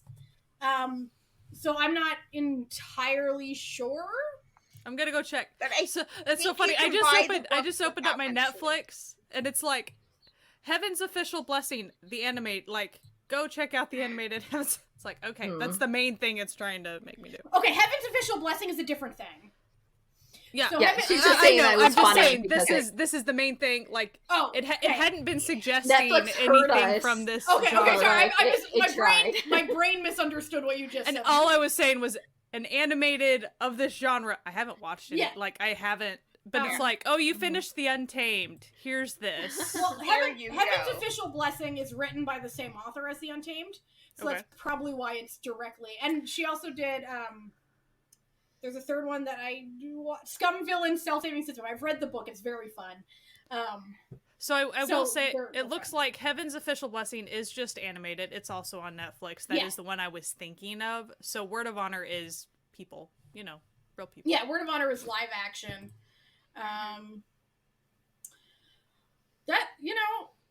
Those are pretty, okay. I'm gonna be honest. The two with the most obvious, like, men in love vibes are the Untamed and Word of Honor, and both of which enraged the Chinese government to large extents. But I don't think Word of Honor enraged them quite as much as the Untamed did, which is kind of funny because Word of Honor is so much less subtle. But the Untamed is far more popular. Yeah. And the shenanigans encircling the Untamed, like just people acting up. Yeah. They need to get it together. People need to get it together. The Untamed got AO3 banned in the entirety of China. Is it still banned? Still banned. You cannot access the website. I doubt AO3. it will ever come back. I don't think it'll come back with the current government. No. It's because of some fucking narcs. Don't narc on your fan fiction friends. Was the Untamed kind of the little beginning spark of the whole "we need manly men"? Chinese government. I think it probably stuff. led into it, but I don't think necessarily it was the Untamed because they're all manly men in there. You cannot watch that and be like, yeah, these are some real feminine presenting men, because they aren't. But the long hair, I don't know. Because that's like the traditional. That's true, right? So like all the historicals, that's just the styling of the historicals. I think it was more like the manly men thing. More came out of the popularity of K-pop. The music groups. I see. Yeah, I think it's more of a focus on our groups, not foreign groups type. I see. And if you like sort of if you want to watch like another historical sort of supernatural type thing, and maybe you're not like super necessarily needing any gay subtext, the Mystic Nine is really fun. It's set in like the early 1920s. So it's like a bit more modern, but it is a fun. And I just noticed, I do believe it is recently added to Viki, or maybe iQIYI, maybe iQIYI, I'm not sure, but it's another good one that I do genuinely enjoy. So, and if you want gay and mystical stuff, but you don't really care about time, like you're not looking for the hair and the wigs and stuff. Guardian is right there for you. It is a little harder to find these days. But that's the trick with Guardian these days. Yeah. We're you can probably find believe some in yourself stuff at least. Yeah. You can enjoy some. We believe in you. Believe in your dreams. I do think you can go watch it on the Yoku app. I think it exists there. I think it does exist on the Yoku app. I'm just saying. So if you're already familiar with all, that's where you can find that. Like if you're looking for it. As far as it used to exist other places. It used to be everywhere. Like my drama list still says it's on Viki, but I'll double check, but I don't think it's still on. I don't think it is. I'll triple check because I was trying to watch it a few months back. Not available in your region.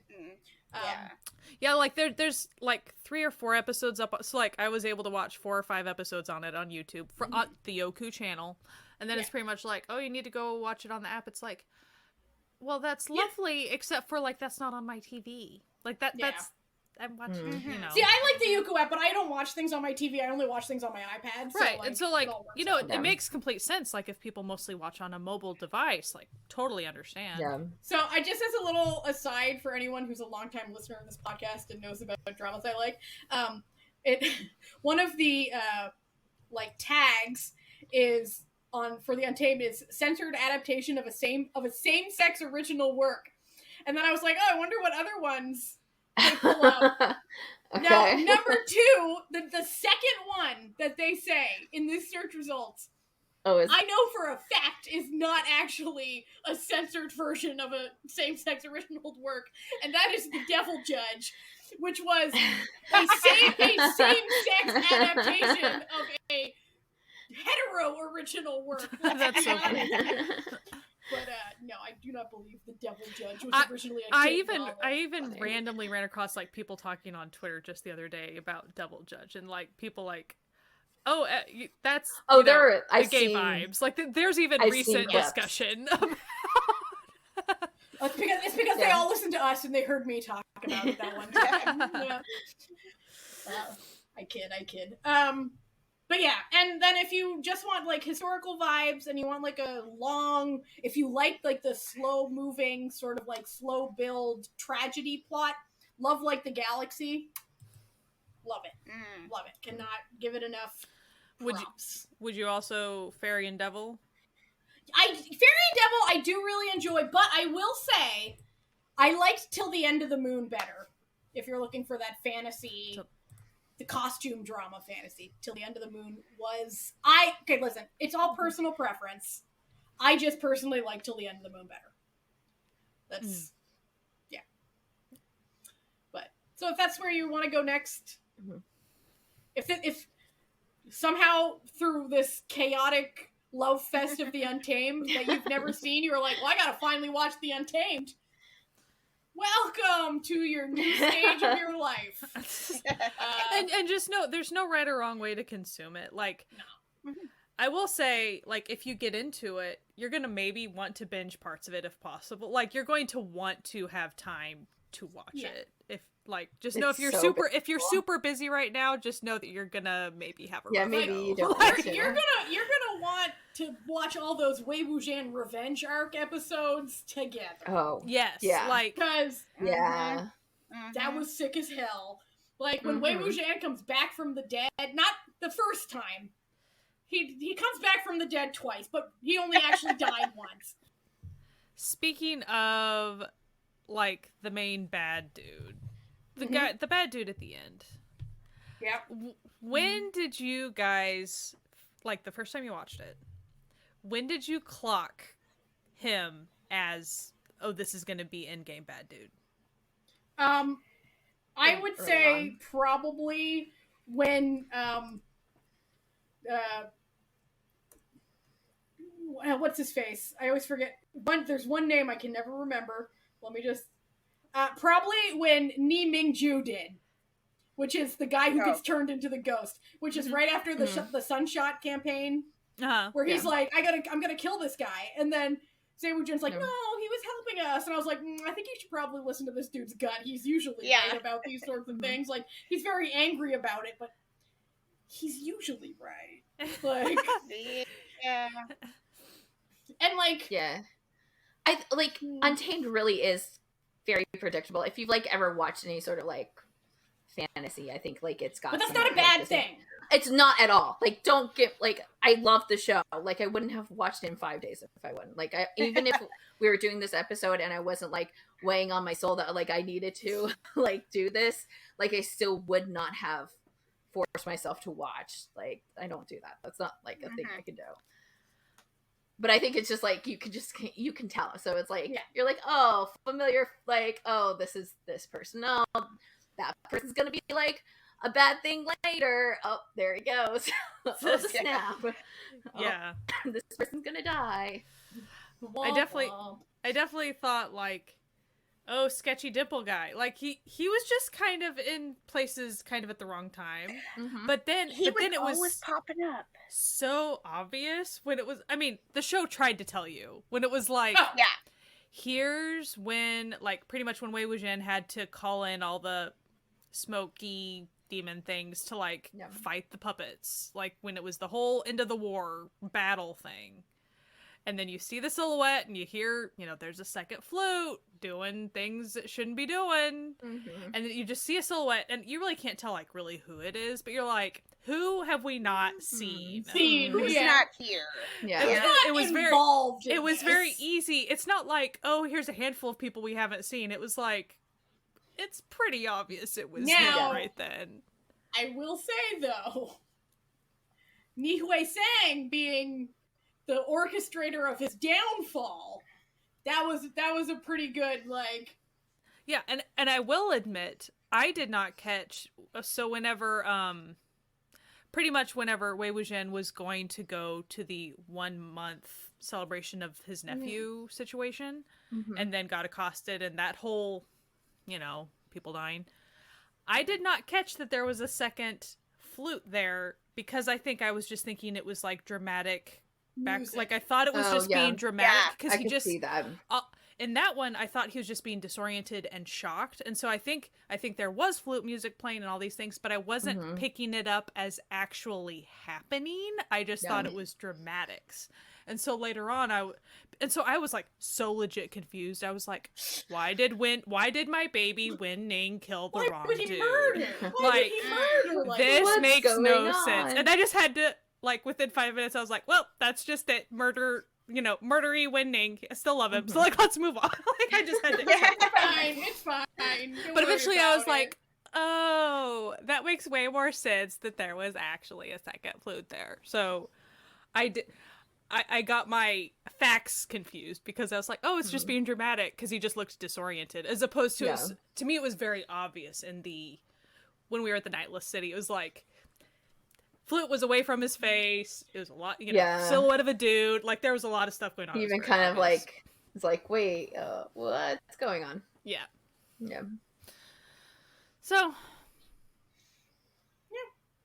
Yeah, I think the only reason I took so long to get around to watching it, it's just because it's long and I haven't watched a long drama in a while. Yeah. But it's also just we often are doing other themes for our topics on the pod. Often I'm doing homework for the podcast, or it'll be some new thing that I'll be interested in life. So, keeping up on current things that you already have interest in on top of homework topics for the, so that's why it was always like in the background for me. And so this was the excuse to watch it. Like finally get to watch it. It's a great show. It it's really a very is good. fun show in all aspects. Like, I think a lot of people will like it. I think. Yeah, and I think a lot of people do like it. So, and it's kind of, when you watch it, you finally realize, like, oh, that's why it's still so popular. Like, because, even though there's nothing, it seems like on a surface, like, there's nothing particularly groundbreaking. It's just the characters are so well fleshed out, and, like, the acting is so good, and the visuals, with a few minor exceptions, are really quite good. So, you're just, it's got a solid enjoyment factor. Now, I will say, that animatronic dog, though. Oh, that animatronic They dog. tried real hard. Here's the thing, like, it's purely because of budget. They never, like, there's never a time in the show where you're like, can't be because of, like, people not being up to par, like, or the direction being up to par or anything. Like, it's just, like, there's sometimes you're like, oh, yeah, I see your budget. It felt very much like we spent maybe not too much money. We had to spend a lot of money on the Tortoise of Slaughter. Yeah. Therefore, this is what you get for the wolf that only occurs in one episode. Like, this is what you get. We're not going to spend time. Like, we can't do that. Because Tortoise of Slaughter, they made him accurately creepy. They did a good job with that. It's like, yeah, scary. Yeah. I don't want him anywhere near me. Thank you. Now, solid work. Seaweed ghosts, not bad, but it just felt like seaweed ghosts. It's totally fine. Yeah, I was fine with it. Yeah. But I'm not picky with that stuff. I'm like, yay, supernatural things to fight. Like, cool. You're like, oh, it's fine. Zombie people. It's all good. It doesn't have to be. It doesn't have to be. And it's like it's not like particularly gory or like horrifically violent or anything. There are a couple like times, but like really, it's coming. Like it's not like there's you're not seeing like heads fly blood all the spraying time. all over the place. Like no, it's not. It's you could watch it with like a 14-year-old and it would be fine. You know what I mean? Like it's not. There's nothing. Like I could watch it with my mom and she'd enjoy it. You know what we didn't talk about, that which is like one of my favorite like magic things that happen in the show is paper gingerbread man. So old man or talisman that he like creates so he can go and like spy on people. Oh my gosh, it's so good. I love how much screen time they gave that scene. Like they worked really hard on that too. Or it's not the first time, but like the one time when he sees that they need to stop because like everybody's like when they're all like shuffling people around and he like sends it up to Wenjing and like, hey, can you get us to like kind of stop and like, hang out because of what's his face is like hurt. That's like when he's hurt his leg. So he sees that his love has hurt his leg and he's like, no, we need to stop now. So he sent his little gingerbread paper guy and he was like, hey, can I ask a favor? Like, can we please rest? That'd be great. Thank you. But that like whole the big scene that he does, it's I like it a lot. Yeah, it's got some like cute parts where he like plays around, but then like the full scene where you get the actual backstory of what had happened. Yeah, like I thought it was cool how he was able to use it to like they called it empathy or whatever, do mind melding, whatever you want to call it. Like, see even though the dude's dead, see his past, all that stuff. But yeah, I really enjoyed that scene, and that type of scene. Since it was long enough, it almost gives it a whole extra genre. Like, of course, it's in this anime genre. Like, I understand all that, but it adds another flavor. Like, they had a cute like paper spy for a good 10 minutes. Like, it was a while. It's until like it was levity, though it still was like doing the job. It was fun. I like that a lot. It's a fun show. Anyway, this has been our just chaotic love fest for the Untamed. We got him, everyone. We got him. Got him. We got him. Anyway, we will be back next week with my birthday episode. We're going to be talking about only one of. So be excited about that. Anyway, thank you for listening to us. You can listen to us wherever podcasts can be found. We are also, all of our episodes are on YouTube. And if you want links to everything that we talk about and time codes, you can go to our website, certifiednoonas.com, where not only do we have all of that for every single episode, you can also listen to the episodes there. Wild. Crazy. Just, we're making it so easy. Anyway, if you want to support this podcast, you can go to patreon.com/certifiednoonas. Become part of the Certified Found Family. They're a found family on the web. We love them. We think they're great. And we get little extras and we do fun stuff. So if you want to support us, that's the way to go. Anyway, we hope you have a fantastic week. We hope you're enjoying Pride Month. Be gay, do crime, as they say.